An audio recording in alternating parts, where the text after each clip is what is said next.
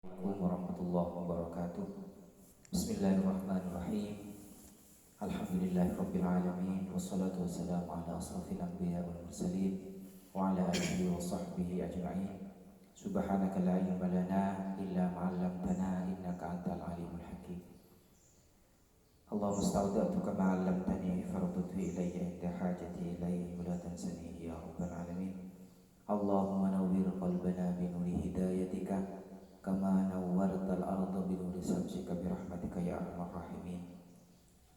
Para pemirsa dan para pendengar yang dimuliakan oleh Allah, dalam kesempatan yang penuh bahagia ini kita akan membahas tentang berpuasa, seputar berpuasa di dalam kitab Shulamut Taufik dan syarahnya kitab Shulamut Taufik.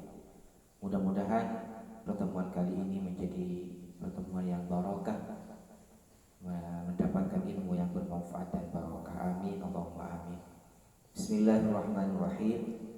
Faslun, yajibu shaumu sahri Ramadan ala kulli muslimin mukallafin.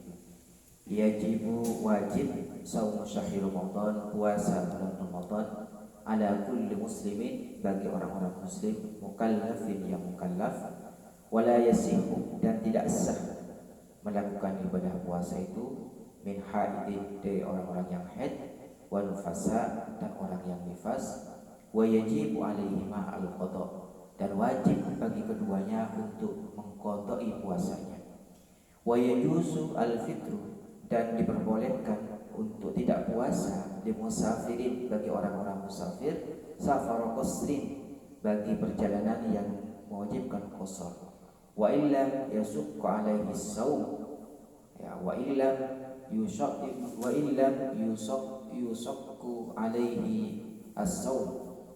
Jadi wa yajuzu diperbolehkan al-fitru untuk fitru muka, itu kata jalan Madura, di musafirin bagi orang musafir, safar qasrin yang perjalanan diperbolehkan untuk mengqasar salat, wa illam yasukka walaupun selagi perjalanan itu, walau atas orang yang puasa itu as-saum bagi walaupun bagi orang itu masih mampu untuk melakukan puasa, walimanidin dan bagi orang yang sakit, wahamilin dan orang yang hamil,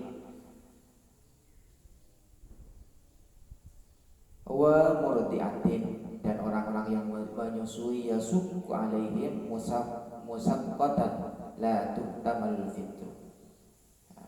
Jadi diperbolehkan bagi orang-orang yang perjalanan, bagi orang-orang yang sakit, bagi orang-orang yang hamil, bagi orang-orang yang menyusui untuk tidak melakukan ibadah puasa.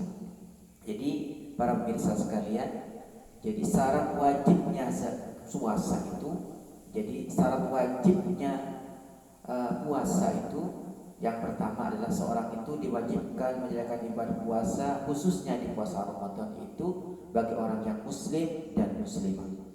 Karena puasa adalah ibadah yang menjadi keharusan atau rukun keislaman seseorang itu. Jadi kan buniyal Islam itu dibangun ala khamsin, atas iman. Yang pertama apa? Syahadatu an la ilaha illallah wa anna muhammadar rasulullah, baca syahadat. Yang kedua apa? Wa iqamus shalah, menegakkan salat, wa ita'uz zakat, menunaikan zakat, wa hajju baitul, dan haji di Baitullah, wa shaum Ramadan, dan puasa di bulan Ramadan. Itu yang kedua, syaratnya adalah orang yang muslim. Yang kedua, atau muslim atau yang beriman. Yang kedua adalah kewajiban puasa, yaitu balik. Syaratnya harus balik. Dia sudah sampai masanya untuk balik. Kalau perempuan di antara umur 9 tahun, kalau laki-laki antara 15 tahun sudah ikhtilam, maka dia wajib untuk melakukan ibadah puasa. Yang ketiga rukunnya, syaratnya adalah seorang muslim yang balik, yang wajib tidak puasa apabila memiliki akal fikiran. Jadi dia akan tidak gila atau akalnya sambung, akarnya sempurna, maka dia wajib untuk melakukan ibadah puasa. Dan yang keempat, selain Islam, balik, berakal, dan dia mampu kuat untuk melakukan ibadah puasa. Apabila tidak mampu, seperti apa sakit, seperti apa perjalanan, atau terhalang dari melakukan ibadah puasa, maka tidak diwajibkan untuk melakukan ibadah puasa, tapi wajib untuk mengqadha puasanya. Yang kelima adalah mengetahui kapan masuknya bulan Ramadan. Jadi puasa Ramadan diwajibkan bagi orang muslim yang memenuhi persyaratan yang diuraikan di atas. Jadi dia Islam, mukallaf, berakal, terus balik diantaranya, dan dia mengetahui kapan waktunya untuk melakukan ibadah puasa. Dalam hadis Nabi disebutkan sumu liru'yatihi wa aftiru liru'yatihi fa in ghumma 'alaikum fa akmilu iddata Sya'ban salasi. Jadi kalau ru'yat bil fi'li, kalau sudah dihisab, ditemukan, dicari bulan, maka tahu waktunya. Sumu liru'yatihi, maka berpuasalah kamu ketika kamu melihat bulan. Wa aftiru liru'yatihi, dan silahkan beriftar selesai ibadah puasanya itu liru'yatihi. Itu syarat-syaratnya dari ibadah puasa. Rukunnya sekarang. Jadi rukun puasa yang pertama adalah niat. Ini harus niat. Jadi niat puasa Ramadan merupakan pekerjaan ibadah yang diucapkan dalam hati dengan persyaratan yang dilakukan pada malam hari, dan wajib menjelaskan kefarduannya di dalam niat tersebut. Contohnya seperti apa? Nawaitu shaumaudin an adai fardhi syahri ramadhani hadhihi sanati lillahi ta'ala. Karena adanya macam-macam Ramadan, tapi yang penting ikut syahri ramadhani hadhihi sanati lillahi ta'ala. Saya niat untuk mengerjakan ibadah puasa, untuk menunaikan kewajiban bulan Ramadan pada tahun ini karena Allah semata. Ini harus ada niat, ini rukun. Jadi ketika man lam yajmi siyam qabla al-fajr fala siyama lahu. Siapa yang tidak membulatkan niatnya untuk mengerjakan puasa sebelum waktu hari, maka tidak dianggap puasanya itu. Jadi ini pentingnya niatnya. Maka biasanya kalau di masjid-masjid, musala-musala selesai tarawih itu niat bersama-sama. Jadi niatnya harus di malam harinya, di niat malamnya agar supaya tidak lupa niatnya itu.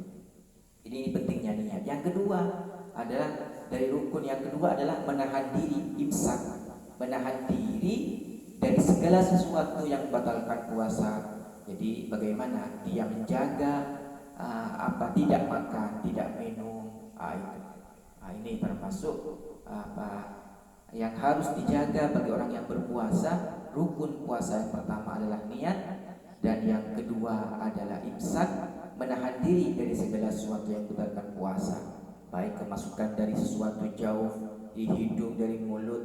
Ini hati-hati. Terus juga yang harus hati-hati adalah bagaimana kita menjaga hal-hal yang membatalkan pahala ibadah puasa kita. Jadi saya ulangi lagi para pemirsa sekalian, dari 8 yang dari keterangan kitab ini, dari 8 hal yang dapat membatalkan puasa, yang pertama adalah makan, minum. Jadi syarat sahnya puasa adalah menahan hawa nafsu. Keinginan untuk makan dan minum adalah jenis nafsu yang bisa membatalkan puasa. Jadi yang membatalkan puasa. Yang kedua adalah muntah secara sengaja. Dulu ditelan, dimuntahkan, terus muntah secara sengaja, itu bisa membatalkan puasa. Yang ketiga adalah keluar mani. Keluar mani yang disebabkan, kalau maninya hanya mimpi tertidur, mimpi mani, itu tidak batal. Tapi naudzubillah ketika kita berbuat untuk mengeluarkan mani dengan sengaja, maka batal puasanya itu. Yang kelima adalah berhubungan badan. Jadi suami istri, utamanya manten baru, yang dijaga. Kalau sudah sahur, imsak, jaga. Ketika waktu puasa Ramadan tidak melakukan hubungan badan antara suami laki-laki dan perempuan. Yang keenam adalah nifas. Jadi ketika sudah nifas maka batal puasanya. Majnun juga begitu. Majnun itu gila. Gila itu bisa membatalkan puasanya. Yang ke-8 adalah murtad. Dengan murtad dia sudah ibadah puasanya batal. Jadi muntah secara sengaja. Jadi muntah yang dimaksud adalah muntah yang terjadi karena memasukkan sesuatu ke dalam tenggorokan hingga muntah. Jadi kalau ada Mimisan itu masih belum membatalkan puasa, tapi kalau mimisan darahnya itu kemasuk lagi, maka puasanya bisa menjadi batal. Keluar mani juga begitu. Jadi keluar mani yang disebabkan oleh persentuhan kulit dengan lawan jenis disebabkan karena onani bisa membatalkan puasa. Namun keluarnya mani yang hanya mimpi basah itu tidak membatalkan puasa. Haid juga begitu. Ketika puasa siang-siang terus kita haid, maka seorang yang menjalani puasa lalu mengeluarkan darah haid, maka puasanya tidak sah. Darahnya adalah darah yang keluarkan siklus hormonal pada wanita. Berhubungan badan juga begitu. Bagaimana berhubungan badan pada waktu siang bulan puasa membatalkan puasanya. Bagi siapa yang melakukan, maka ia harus dikenai membayar denda atau kafar. Ini hati-hati. Jadi para pemirsa, ada 5 perbuatan yang menghapus pahala juga. Jadi ada 5 perbuatan yang bisa menghapus pahalanya puasa. Puasanya sah, puasanya selesai, tapi pahalanya puasanya bisa menjadi hilang. Apa di antaranya para pemirsa sekalian? Berbohong, dusta. Berbuat dusta itu bisa membatalkan puasa Ramadan. Pahalanya puasanya Ramadan. Menggunjing, ngerasani, ribet, mengadu orang, bersumpah palsu, memandang lawan jenis dengan syahwat, ini hilang pahala puasanya. Maka marilah di puasa Ramadan ini kita jaga puasa lisan kita, puasa mata kita, puasa hidung kita, puasa tangan kita, puasa hati kita, puasa semua anggota badan kita. Selain dari niat puasa, kita isi hari-hari kita dengan zikir, bertasbih, bermunajat. Silahkan kita di pasar, tapi hati kita tetap berzikir kepada Allah. Silahkan kita di kantor, tapi hati kita tetap berzikir kepada Allah Subhanahu wa ta'ala. Maka puasa kita betul-betul terjaga dan pahala dari puasa kita tidak hilang begitu besar. Jadi ada hadis Nabi, rubba shaimin laisa lahu min siyamihi illa al-ju' wal 'atas. Sangat banyak sekali orang yang berpuasa itu hanya tinggal dahaga dan puasanya. Karena apa? Dia tidak menghilangkan, tidak menjaga hal-hal yang bisa membatalkan dari ibadah puasanya itu. Na'udzubillahi min dzalik.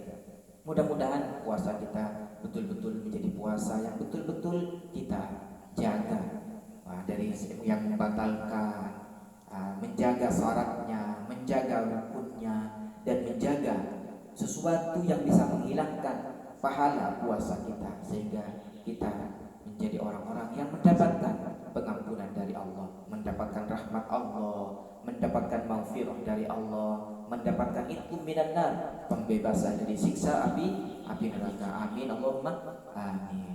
Para pemirsa yang dimuliakan oleh Allah Subhanahu wa taala.